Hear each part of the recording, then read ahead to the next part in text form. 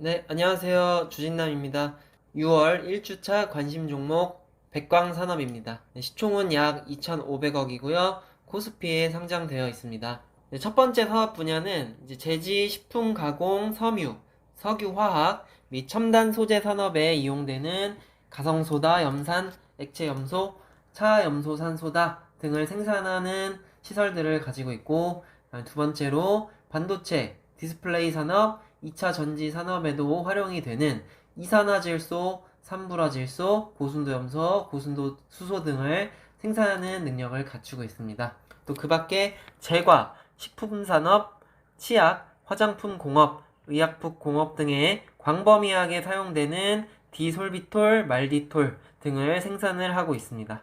그래서 이렇게 여러 가지 영역에 해당하는 원료들을 생산을 하고 있는데요. 이제 공부하실 겸 그냥 이런 용어들 한번 잠깐 살펴보실 건데, 솔비톨 같은 경우는 이제 합성 감미료랑 달리 자연계에 존재하는 천연과실 감미제 같은 효과를 갖고 있어서 설탕의 약 60%, 70%의 감미도를 지닌다고 합니다.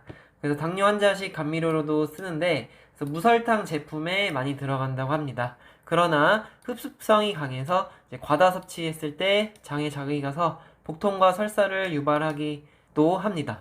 그래서 과다 섭취는 주의를 해야 되겠고요. 그 다음에 말티톨 같은 경우는 저칼로리 감미료로서 설탕이나 물엿 등의 고열량 당류 섭취 시 발생할 수 있는 이런 비만이나 당뇨를 이제 줄일 수 있는 대체 감미료입니다. 그래서 베이커리에 많이 사용이 됩니다. 그러나 이것도 역시 과다 섭취할 경우에 이제 혈당이 올라갑니다. 그래서 이 백광산업이라는 회사 같은 경우는 이제 앞으로 반도체, 디스플레이, 2차 전지 같은 산업은 앞으로 미래가 창창한데, 이러한 산업과 관련된 원료를 생산하는 능력을 갖추고 있다는 점을 우리가 주의 깊게 살펴봐야 되겠고, 그다음에 식량도 앞으로 인류에게 있어서 이제 없어서는 안 될 필수적인 요소인데, 그러한 식량에 들어가는 첨가물을 생산하는 능력이 있다는 것도 우리가 또 특이점으로 체크를 해야겠습니다. 그래서 회사 자체는 좋은 회사인 것 같고요.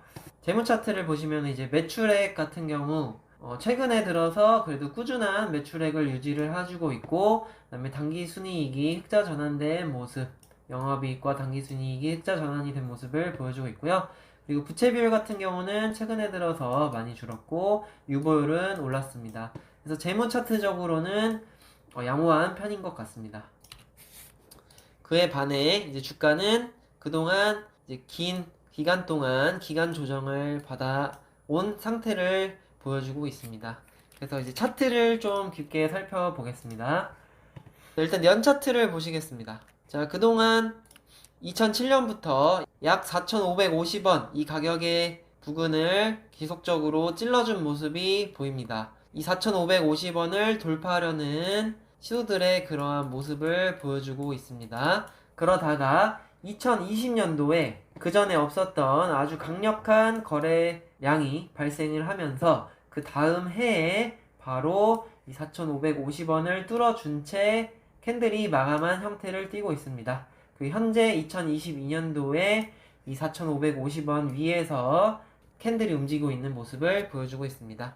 그래서 그동안 뚫지 못했던 이 4,550원을 2021년도에 뚫어준 모습, 그리고 그 전 연도에 강한 거래량이 많이 됐다는 것은 이제 그동안의 매물들을 강력하게 소화하려는 그러한 세력의 매집의 흔적이 보인다는 점이, 우리가 세력이 들어왔다는 것을 이제 의심을 해볼 수가 있겠고요. 그 다음에 월 차트를 보시겠습니다.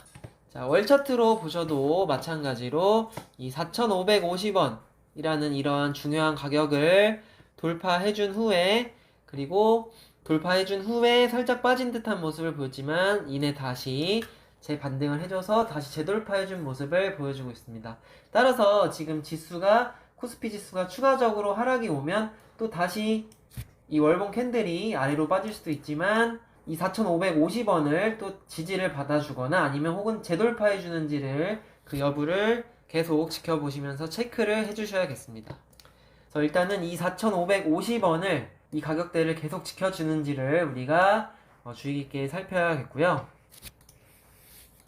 주 차트나 1차트로 보셨을 때는 자, 일단은 그 전에 시세를 한번 줬기 때문에 주가가 이렇게 크게 올라서면서 이 고점에서 물려있는 사람들의 물량, 매물들이 쌓였기 때문에 이 매물을 소화하기 위해서는 어쨌든 주가가 한번 그 전에 이 매물대를 한번 찔러줘야 됩니다.